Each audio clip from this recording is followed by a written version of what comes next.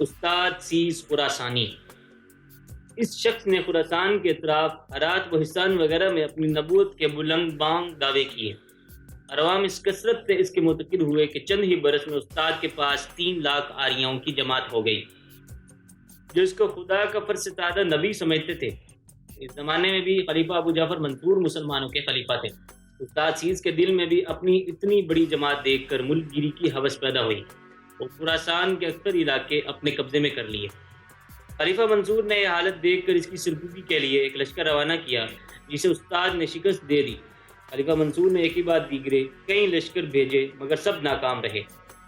آخر کار منصور نے ایک نہایت تجربہ کار سپہ سالار خادم بن خزیمہ کو 40,000 سپاہیوں کے ساتھ استاد کی سرکوبی کے لیے روانہ کیا، جس نے نہایت ہوشیار اور پامردی سے استاد سیس کے لشکر کو شکست فاش دی اور اس کے 70,000 آدمی قتل کر دیے اور 14,000 کو قیدی بنا لیا۔ استاد سیس اپنی بقیہ 50,000 فوج کو لے کر پہاڑوں میں جا چکا۔ خازم نے تعاقب کر کے پہاڑ کا محاصرہ کر لیا۔ آخر کار استاد نے محاصرے سے تنگ آ کر اپنے آپ کو خازم کے سپرد کر دیا۔ تاریخ اس بات میں خاموش ہے کہ اس کی موت کس طرح واقع ہوئی۔ غالب قیاس یہی ہے کہ ابو جعفر منصور نے دوسرے جھوٹے نبیوں کی طرح اس کو بھی قتل کر دیا ہوگا۔